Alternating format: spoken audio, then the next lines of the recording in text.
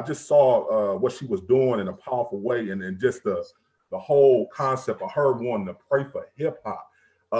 That really just kind of touched my heart. And we talk about this all the time, Swab, us being like, pretty much born and raised within hip hop culture and how powerful that was. And then we changed our lives around and what we're doing now. So to see somebody say, you know what, I'm going to almost start the own ministry that specifically speaks and prays and intercedes for hip hop was powerful. So I definitely want to enter into the Fixx radio show, a teacher, a writer, a director from what I'm seeing now too as well, an artist, just a dope young lady. A chef.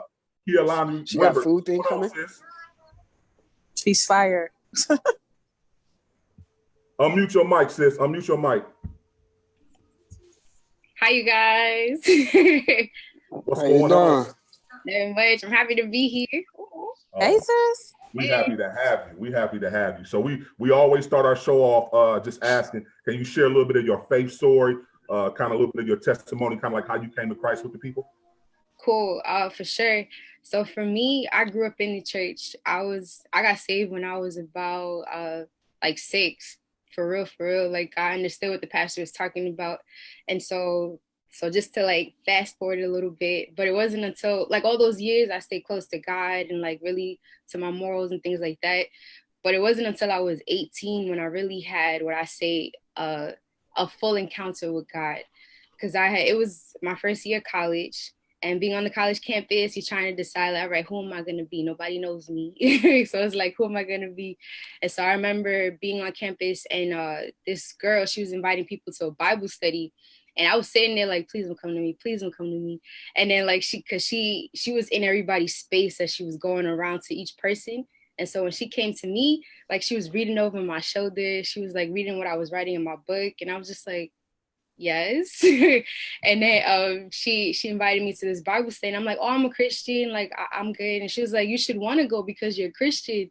And I was just like, you're right. And I was like, thank you. And then she kept going. And then right there, something in me clicked. It was just like, I said, God, I don't want to be ashamed. Because in that moment, I felt like it was my first year on campus. And I'm just like, was I ashamed of you? Like in front of other people that were around. And I'm like, God, I don't want to be like that. So I want you to show me more of who you are. And right then and there, like I stepped right into a journey, like through a series of events on my campus. I got connected to a different Christian club on my campus. And through them, I went to this concert. And at this concert, I rededicated my life to God because I was like, God, I want this journey to be for real. Because what he was showing me was that all those years, even from 6 years old up until then, I knew of him. I was getting to know about him, like how you study somebody, but I didn't know him intimately for myself. And so I was like, all right, God, I want to go all the way. And so that led, and in the moments of me making that decision, the decision to rededicate my life up until the moment that I actually did, I had this migraine headache. It was the worst headache I have ever experienced. Even afterwards, when I was on my way home, I had to call my mom because every single step I took, I felt it in my head, and I've never experienced that before. So I went to the doctor. There was nothing going on that they could like see. But in the weeks that followed, what was happening was all my doubt about God started to come up, and I was starting to push it down. Because when you grow up in the church, you're not really, not to say they teach you about God, of course, but I didn't learn how to question him. I was scared to question him because I felt like God was God. So he's going to yell at me with a voice like thunder, strike me with lightning if I ever don't agree or don't fully see who he is. And so, but God wanted me to bring all that doubt, all that unbelief up so that I can see what it is. And I remember day to day, I'll be home crying. I'll be going to school on the train crying. I couldn't do nothing. I couldn't write music. I couldn't listen to music. Nothing was comforting because God was trying to get to the root of it so that I can build on something solid. Something, because when you're building with God in a relationship, trying to go deeper, he's going to bring out all the stuff that just does not belong there. And so I remember my sister even, she was like, what's going on with you? Because I would ask so many questions. What about this when it comes to faith? What about this and that and that? She was like, I'll pray for you, but I don't know what's going on with you. But so one day a friend, she saw me on campus. One of my friends from high school, she came to visit me. And she said, like, what's going on? And I just poured out to her. And she said, I understand.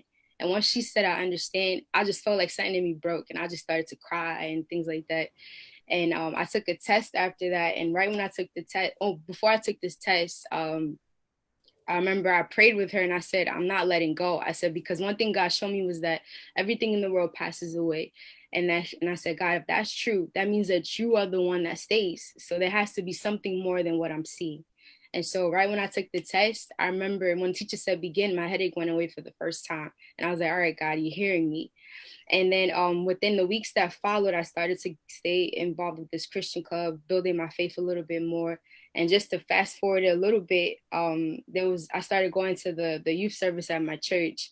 And so when I remember the altar call, the pastor, he had gave altar call. He gave 3 questions. I never remember the third question, but the first 2 I do. He said, do you want to be sold out for Christ? And are you ready to pay the price? And I was like, all right, God, you already know I've been on this journey for a few weeks now, trying to grow deeper with you. Let's do this.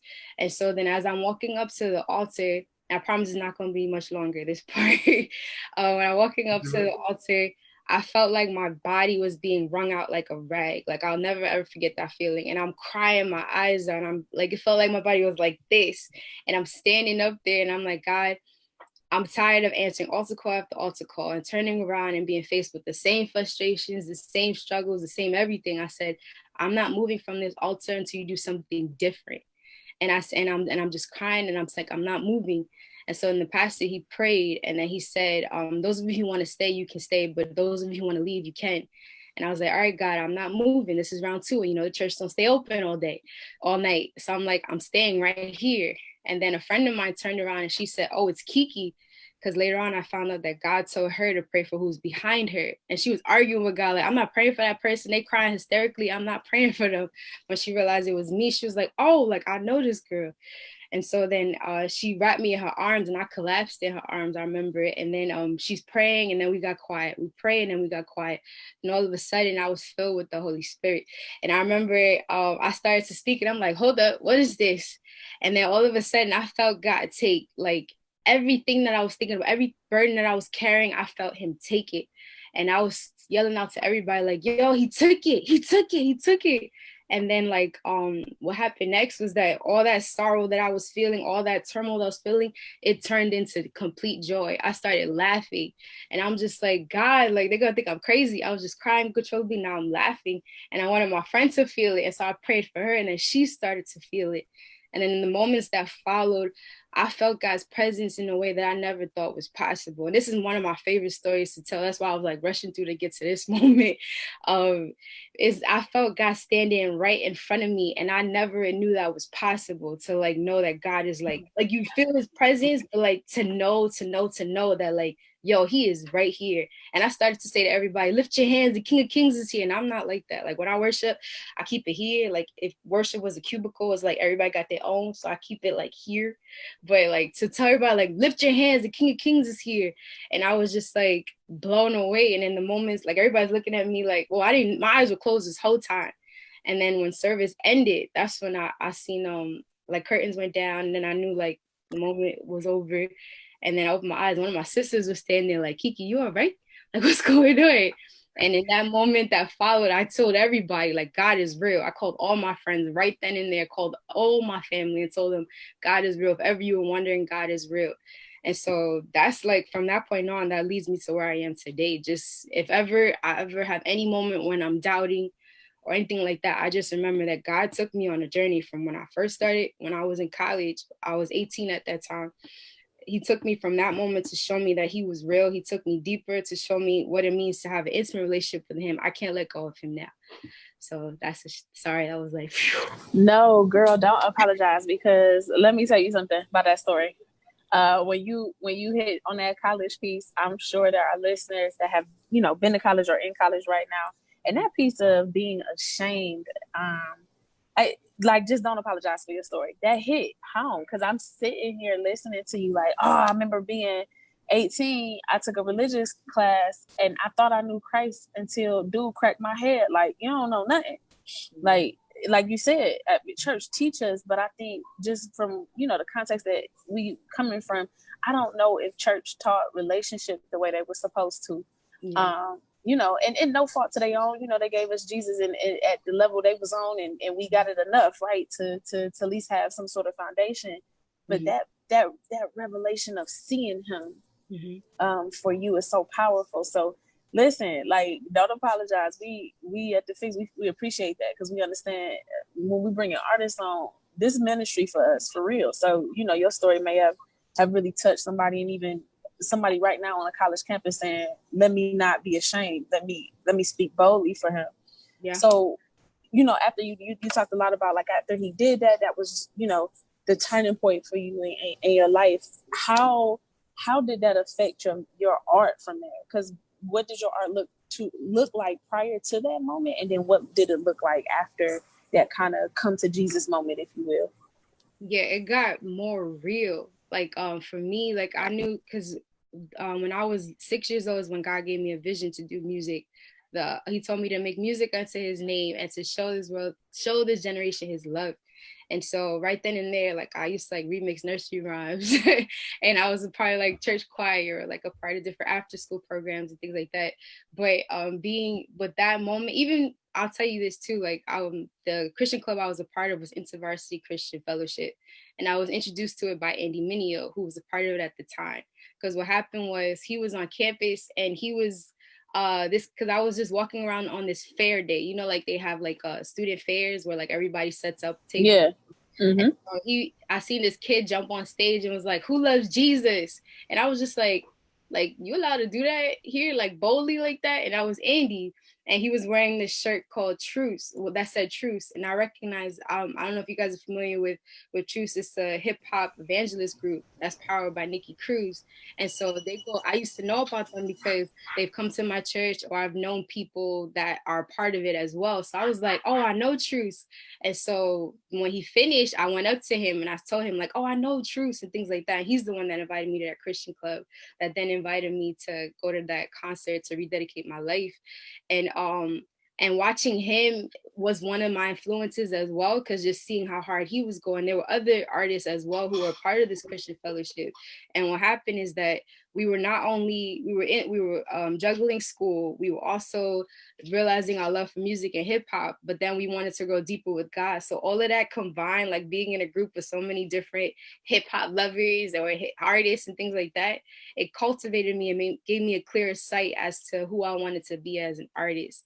And even though what I wanted to write about was becoming deeper, because my relationship with God was becoming deeper. Who was the artist that really kind of influenced you to be like, I can do this CHH and just singing in this genre? Like, when did you fall in love with hip hop moment? Who was that for you? For me, growing up, I wasn't allowed to listen to secular music. And so that was something that really shaped me as well, because my uncle, he would flood my house with like, because of that fact, he would give us like a whole bunch of different Christian music artists, like out the wazoo. Like, so for me, my Christian hip hop experience was through Christian hip hop. Like I used to listen to Idol Kings. I used to listen to Cross Movement. I used to listen to anybody who was like within the 90s who was like a Christian hip hop artist. I was listening to them. So that's how I was like, that's what hip hop was for me. So even now still there'll be songs that are like classics that I'm like, yeah, I still got to catch up with some of these. I'm still playing catch up because that's just how I was brought up. So like, yeah. So what about CHH? Who's one of like your favorite artists in this genre? Well, I would say knowing Andy, that was one of my favorites, or seeing like what comes out of the Reach Records camp. That's one, because they're like they were, I don't know, like growing, like, yeah, they were, you could see what came out of Christian hip hop and how that influenced them and how that impacted them. So that's one. It's always hard to pick just one. Yeah. It's a challenge, because I'm like, oh, who you ready to collab with? Like, like, what's up? D1, he's dope. Let me see. There's a bunch. Like, there's so many now. So it's like, where do you even go? Yeah, no, I'm sure it's hard, because especially because you have, and I have to give you your roses, your flow. And I was watching just one of the videos you posted, just singing those old hymns. And my pastor, R.A. Vernon at the Word Church, he is always talking about, like, I'm here for the new stuff that's out, but like those old hymns that you just kind of revisit carry you through through things a different way. And so like you got this kind of all around holistic artist. Like you got the bars, because I watched that little cipher that you did on stage a couple years ago. I was like, oh, come through, sis. And then, you know, you have your voice, like you sing, so, and you're doing film and all of these different things. So really, what is, with all of the things you're so good at, what is your go-to gift that you kind of enjoy most when you minister to folks? Oh, that's hard. Well, for me, music is always I feel like everything is like, and then there's music. That's always like the heart of me, because then I'm able to like pour out lyrics and things that come from me. Cause I love to write. I love to write songs. I love to write like personal stories in my music. So that's one of the ways. And even too, being a part, just to see how things work full circle, I was a part of Truce as well, like years after the fact. And so that's one of my favorite forms of ministry, because you get to be out in the streets and like rapping songs right in people's faces, and not to be like da, da, da, da, but like to speak to their hearts. That's one of the things that I love about that music allows me to do, allows me to be free with who I am as a person. But I do love, like, that's why it's hard, because I love arts in general. And that's one of the things, like, even this year too, I'm just grateful. I just say thank you to God a lot, because art has been a way to release a lot, especially with what's been going on this year, like, and just finding different outlets too. But music is one of the go-tos, and then everything else just started coming afterwards.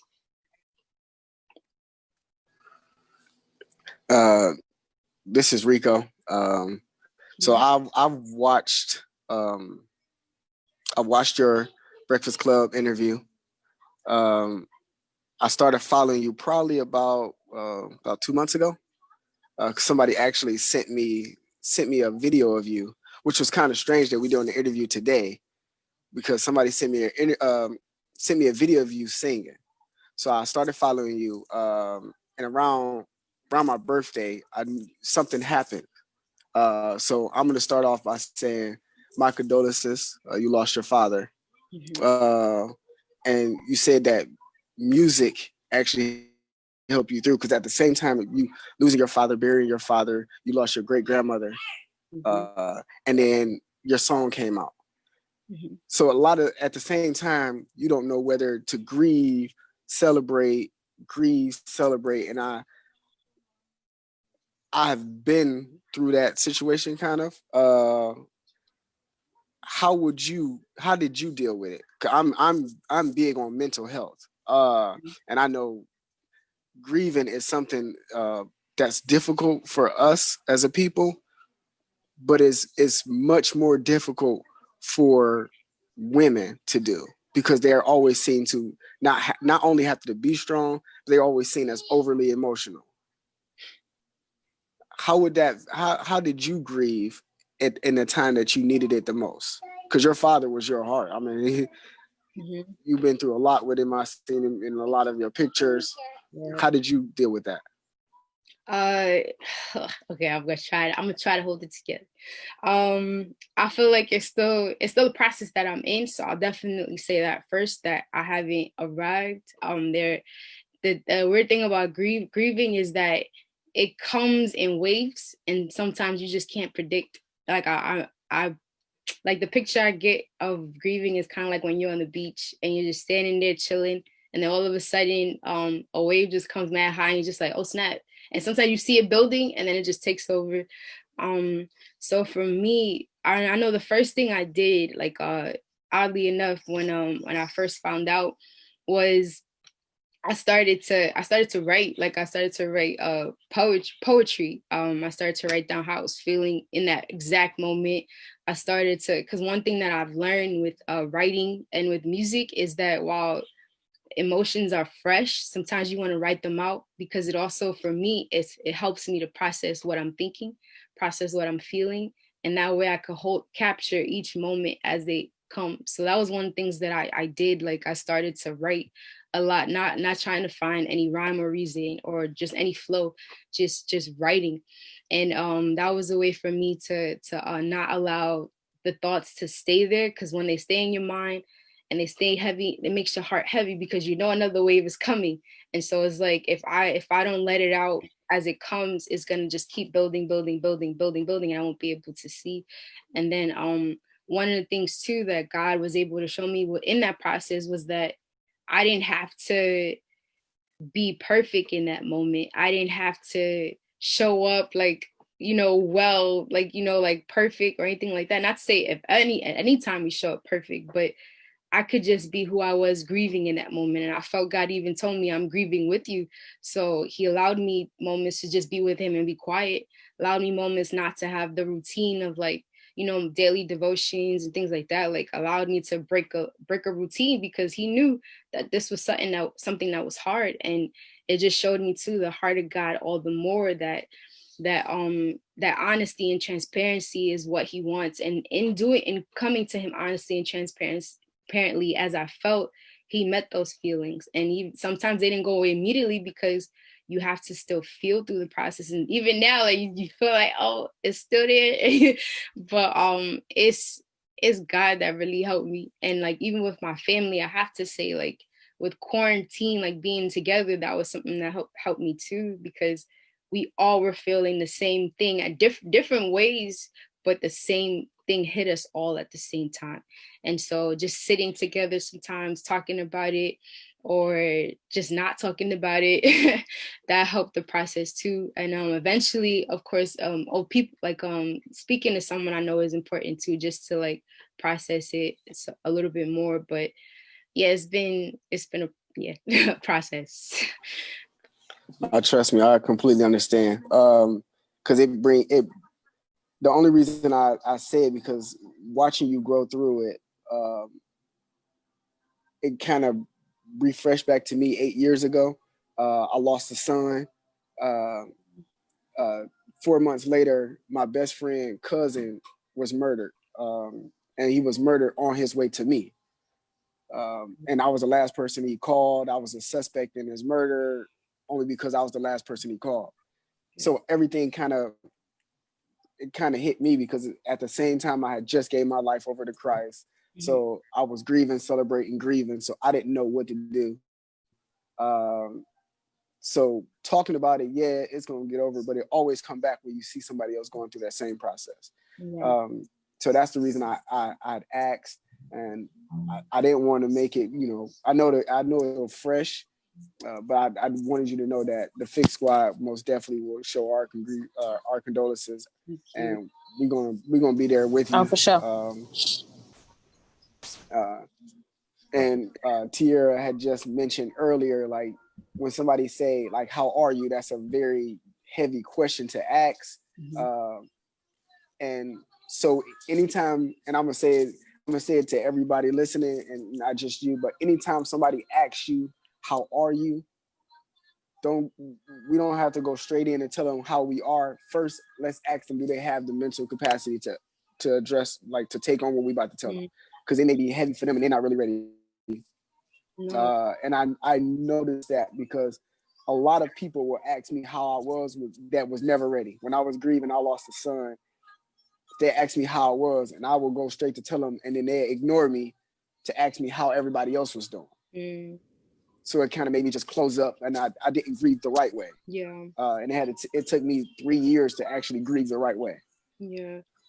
So that's just something I wanted our listeners and to give you and our listeners. I'm sorry, I won't be able to continue this, because now it's refreshed in my head. So focus, go ahead. I'm gonna let you go ahead and do that one. Take a moment. We definitely appreciate you sharing your heart, Swab, with us. So yes, let's hop into Key. Let's hop into, how did you start Pray for Hip Hop? How did that come about? Real quick too, Rico, like you said, extended it to me too. Extended back that. I know it's hard, and I just met y'all, but we fam, so I'm gonna be praying for your heart, for real, because and anybody else in this process. Appreciate that. No problem. Yeah, like. Yeah. All right. No, that's real ministry, sis. We appreciate you. It is real ministry, and I think we need to share this more. We need to share our vulnerability. We need to share that this is a day-to-day process. We all walk this walk. We go from grace to grace each and every day, and we ain't got it all figured out. And we got to cry sometimes, and we got to love on people. And like so, yeah, this is why we do what we do, sis. So you at home, Yeah. take your business. Yeah, for sure. Thank y'all for real.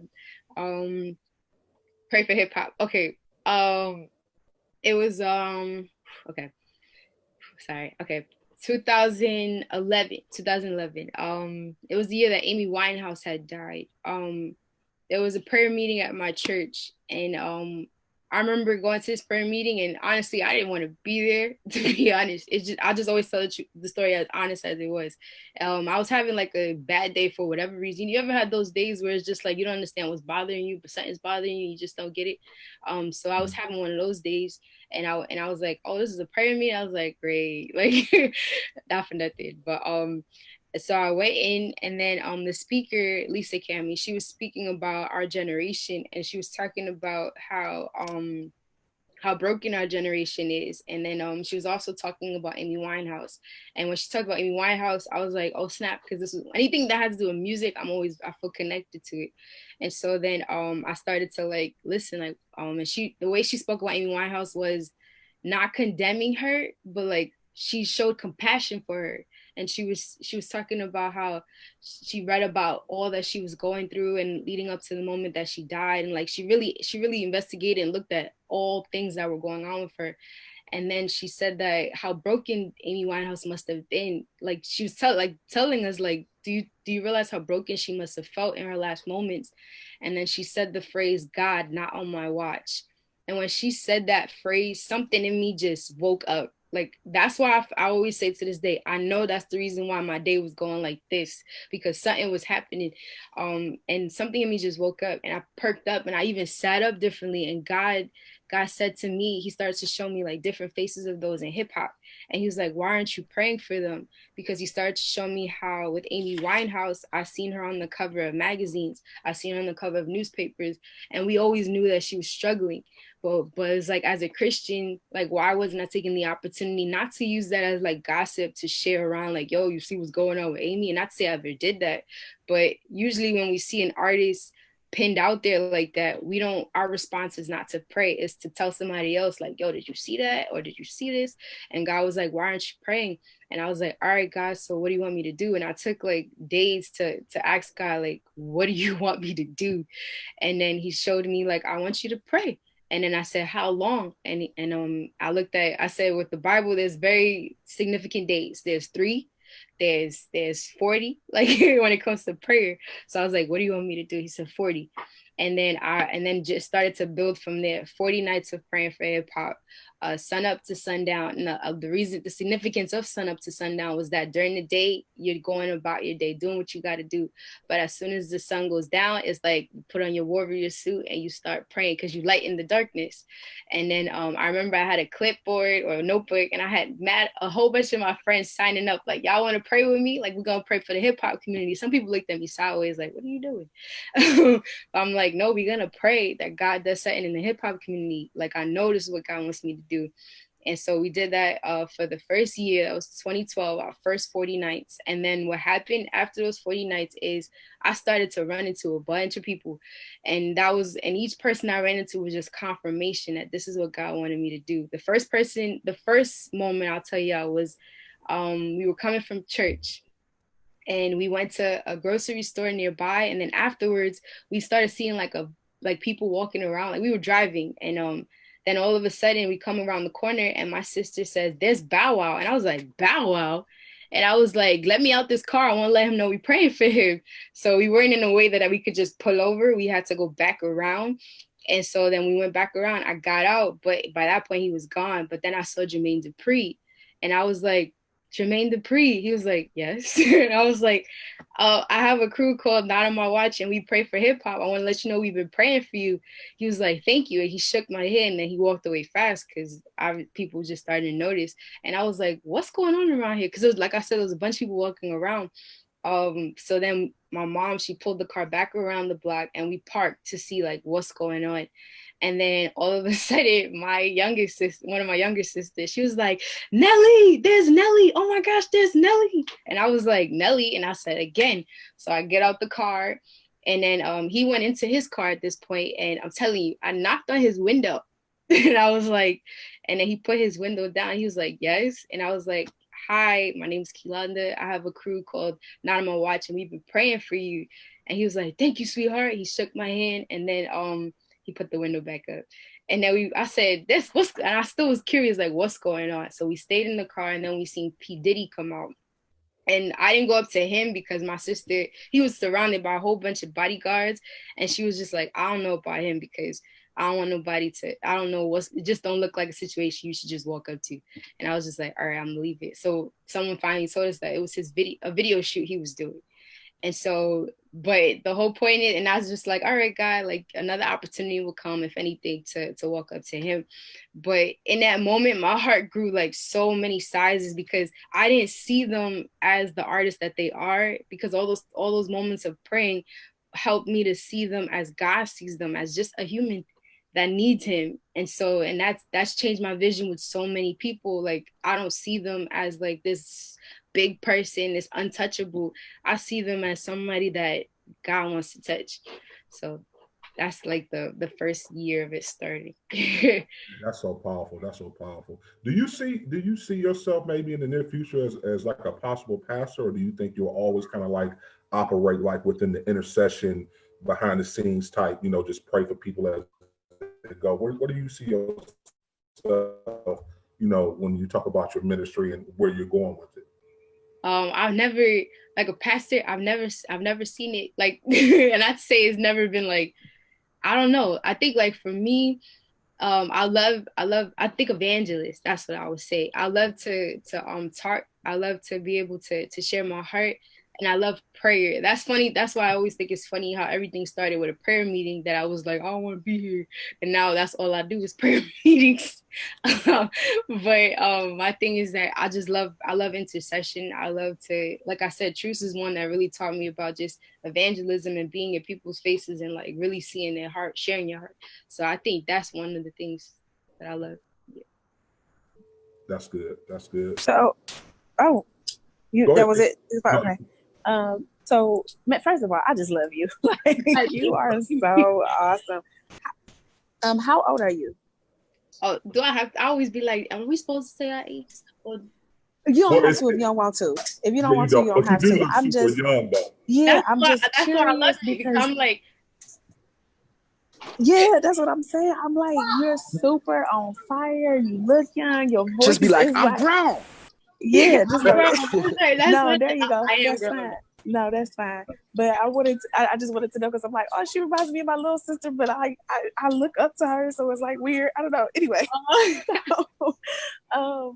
with everything that you do, especially praying for other folks, I mean, you got film, you got the music, poetry, everything. What do you do to re-up? Because I know when we're pouring into the world in the way that you are, it can be daunting to continue on that and not being poured back into. So besides, prayer and your relationship with Christ, like what are some of the things that you do to kind of recharge yourself?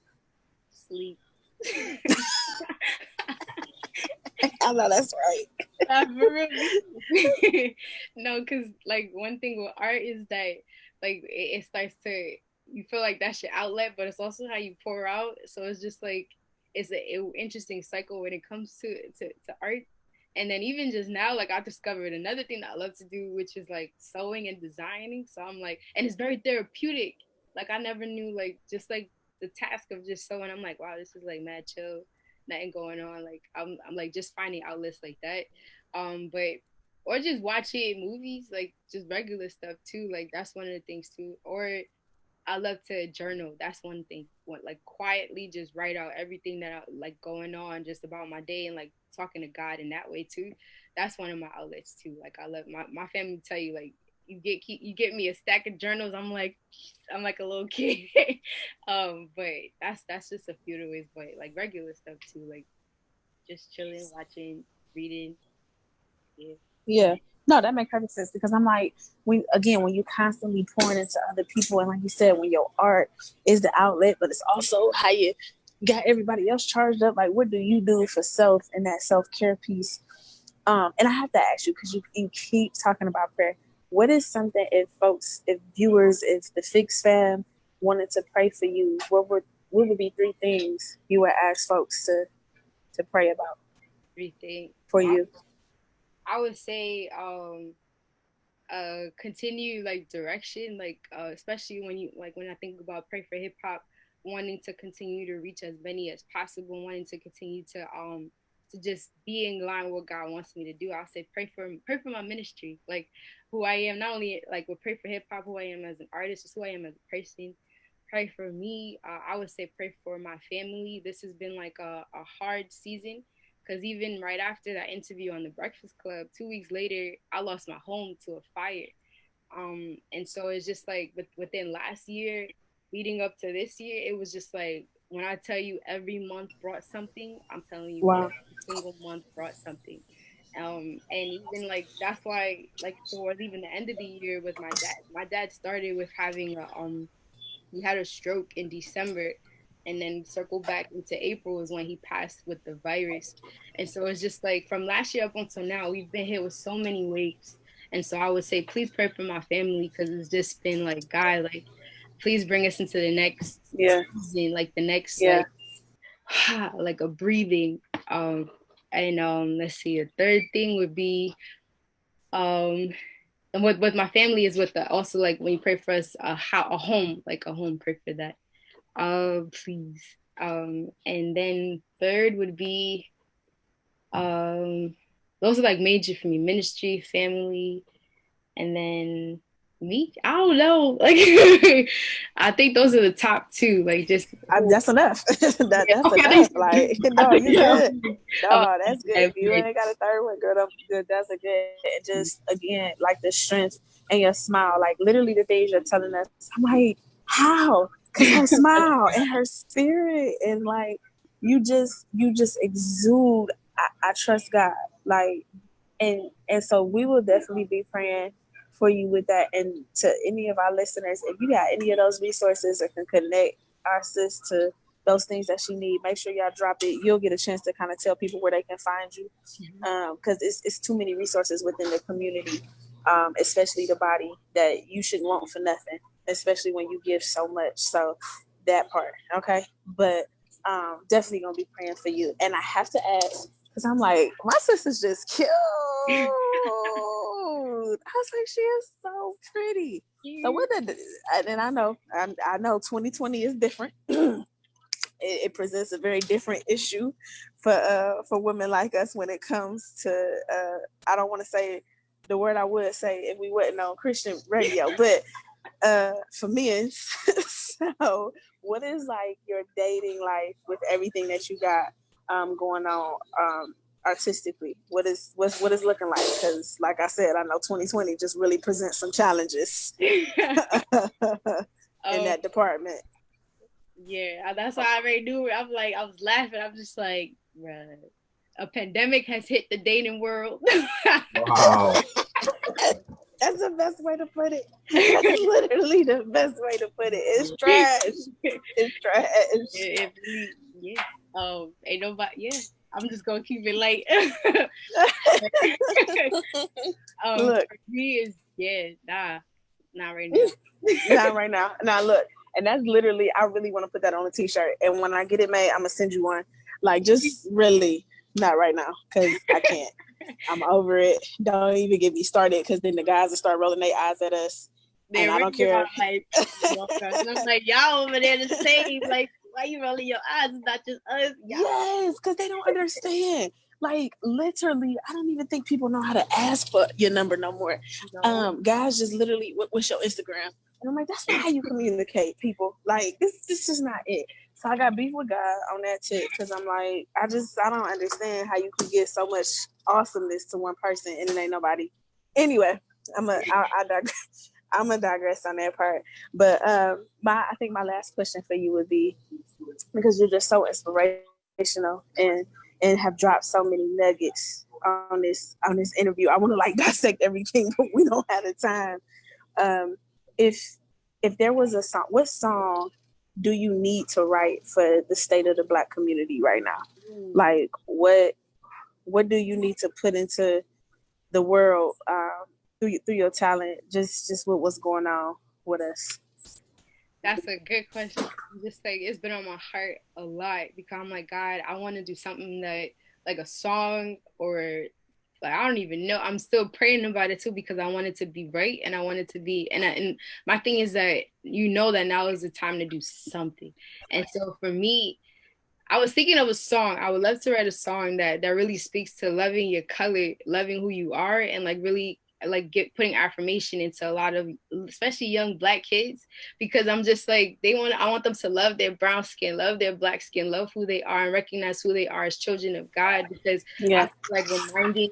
And then it'll be something that will speak to even not just them, but then others too, to recognize that like you are a child of God. And that right there, you can wear with so much honor. And when you recognize who you are as a child of God, what somebody says or doesn't say to you, it doesn't matter as much because you're walking as a child of God.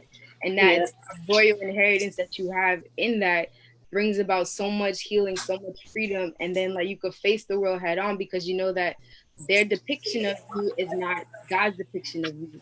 Who God says you are is what matters most because sometimes it's easy to grow up in a time now where you're looking at or you're hearing what everybody's saying or not saying, and then you take that as like your first, like your what's the word I'm looking for? Like the definition, use that to define who you are, but it's like to remind this generation like who is your identity in Christ. That's what that's good. I would love to do. Whether it's like a song because even I love to do like film and things like that, a poem of some sort, like some type of something. I know that, like I say, I don't want to say, yeah, this is coming, and then y'all be like, where's that? So I'm praying about something because I want to be a voice amongst, like, as an artist, I feel like it's a responsibility of us to speak up and to do something where we can. Yeah, and that's why I can't wait for whatever you drop because just talking to you, your spirit, and looking at some of the stuff you already have out, like you definitely need to be one of the artists that we remember at this time. Like if I think about the 60s and the 70s, who were those artists that spoke up, did something, had music that shaped the conversation? Yours has to be in that conversation, especially the price of hip hop. Like so I just pray that your reach just goes beyond what you could ever imagine because you really do. You're needed, sis. Like for sure. It's your time. Absolutely. Kei-Landa, man, we thank you. We got to have you back on too as well because we had a ton more questions to ask you. We definitely gonna get you back on. We just want to connect with you too as well, and we'll talk off air about this, how that works. But we support your platform, everything you are doing. We just want to be a part of it in any way, form, or fashion. I see you start to do the little Instagram videos with interviewing people and stuff, and I think that's super dope. So yeah, like I say, we'll talk off the air on what that looks like. We just want to be a part of it. We thank you for starting and doing this ministry. We believe it's powerful, and we really just want to keep you encouraged. Any way we can help, we want to help. But yeah, you got a few bars too as well. So you ain't think we wasn't gonna play your song today, did you? So can you introduce your song? You gonna play your latest single, Swerve, and yeah. Oh, word. Okay, you guys. Tell us the inspiration about making when you made it and everything. Oh, for sure. So Swerve is it kind of plays to like I'm Panamanian as well, so it led me to kind of love Spanish, to speak Spanish as well. I love to write music in Spanish, and so with this one I played with it a little bit, and I love to take words that generally mean one thing and switch them around. So Swerve, you thinking like you going out of pocket, but actually what this song is trying to say is like swerving from negative thinking, swerving from like just allowing yourself to get out of that pocket of being in like I don't know, because it's like a cry out in the song. Like with verse 1 and verse 2, it's like me praying to God and saying like, God, like I want more, like take me to the promised land. And then in order to do that, God's saying back to me, you need to swerve. Like you need to, the Spanish phrase that I use is cambia tu mente, which means change your mind. And that's like Romans 12:2, which is about transforming your mind. And so with this song, like I want to encourage anybody listening to it that if you're in a mental state that's just not great, ask God to help you swerve, swerve from that negative thinking, swerve from that place of doubt. But it also starts with you being honest with God that that's the place that you're in, and then He'll let you know, like, legit, swerve. All right. Keep it locked, ladies and gentlemen. We'll be right back. Right now, we got Kei-Landa with Swerve. You tuned into The Fixx. The Fixx is in. Yes, sir. Swerve, swerve, swerve, swerve, swerve, swerve. Banging on my chest, King Kong and on. I'ma let my heart play the song it's on. Citizen of heaven, living long and on. But life's on repeat, on and on. Swerve, curve from the north. Fire in my eyes is my desire to see something little more than what is on my Twitter feed. All the rising full of numbers is people, they follow me. Swerve, I wanna see a big God do big things for a big God. It's not big things, lyrical prayers for miracles in my prayer closet. Hysterical, the answer I needed, it is so critical. I want more, I want more, I want more, amor. Sé dónde encontrarlo, necesito perderme en Dios. I get in the way, I get in the way. Cambia tu mente. Makes me feel away, makes me feel away. Cambia tu mente. Swerve, swerve, swerve. Cambia tu mente. Swerve, swerve, swerve. Cambia tu mente. Banging on the door, knock, knocking me. I'ma keep on praying till I am free. Crying from my soul, are you hearing me? Then you answer back, I am listening. Swerve, fly high like an eagle, above all the negative people. Talk, talk, let them say what they want. Walk, walk next to God who's in front. Swerve, I wanna see a big God do big things for a big God. It's not a big thing, tired of the circle round and round the same places. Dizzy from a beat and the cycles, the same faces. Promised land, promised land, promised land, I'm going in. Quiero caminar en todo, necesito perderme en Dios. I get in the way, I get in the way. Cambia tu mente. Makes me feel away, makes me feel away. Cambia tu mente. Swerve, swerve, swerve, swerve. Cambia tu mente. Swerve, swerve, swerve. Cambia tu mente. I get in the way, I get in the way, in the way, in the way. Makes me feel away, makes me feel away. Cambia tu mente. Swerve, swerve, swerve. Yes, sir. Welcome back. Welcome back into The Fixx, your social place of views, hip hop, R&B, and poetry. And that was the latest single from Kei-Landa with Swerve. And I'm over here laughing, Kei-Landa, because Tierra's been trying to learn Spanish. Oh, word. Yeah, she's been Listen, when I tell you, now that you done told me that phrase, that's going to be my new phrase that I learned for the week. And I'm going to listen to the song till I get the accent down. I will be fluent by next year. I'm not playing. I want to hear it. I want to hear. Look, we hear it. I'm gonna be right there with you, sis. We're gonna do a whole interview in Spanish. They ain't gonna know what's going on. Oh, what's up? Let's do it. I'll be waiting for that. Dios míos. Swab, that's what you doing, Swab? That's what we doing? I mean, she said she know it. I mean, I do it too. Kei-Landa, can you tell the people how they can connect with you, how they can follow you on all your social media platforms, how they can go stream your music? And we got to get you back on because we didn't even touch. You got the production company. You doing something where you're cooking now too as well. You got all type of content coming. So tell people where they can follow everything at. Yeah, so you can follow me on Instagram and Twitter at Kei-Landa. That's KEI_LANDA. That's on across all social media platforms. And then Pray for Hip Hop, at Pray for Hip Hop, that's on Instagram as well. And if ever you need to connect like via email, you could email me KeilandaMusic@gmail.com. And then Kei-Landa, and music spelled exactly as it is. Or my website, www.keilanda.com. I'm like, actually, that's up and running. That's good. That's good work. But yeah. I'm so happy for you. So dope. Thank you very much. Go ahead, T. What you say? Oh, no, I'm sorry. I was just saying she's just dope. Like, she got everything. I can't wait to talk to her again. Yeah, let's do it. Y'all fam now. So I'm like, what's up? When the next family reunion? Like, That's what's up. Appreciate everybody rocking with us and listening to us today. Definitely follow us on all social media platforms. Of course, on IG at The Fixx at FIX_radio. We got giveaways coming up real soon. So you definitely want to follow us on our IG page. We got a Spotify giveaway that we about to do because we're actually starting to do Spotify playlists now. So you definitely, if you want to get on our Spotify playlist, email us at thefixradioshow@gmail.com. And just stay connected because we got a lot of more hot interviews coming up. Got a lot more hot content coming up. And me and Swab actually about to start doing some DJing sets on IG too as well. So look out. We about to get back to doing DJ sets. Yes, sir. Yes. We've been lost for a while, Swab. We got to get back to it. So let people know we actually are DJs for real. Definitely follow us on all our social media platforms. Definitely everybody stay safe. We thank our guests again today. Definitely shout out to CSA 2K. Once again, shout out again to Kei-Landa as well. Remember, stay focused on turning your negative into a positive. Jesus is the answer. Kingdom advancement. The fix is in. Hey guys, Quentin Koblenz here. Catch the wave with the Fixx squad on The Fixx is in.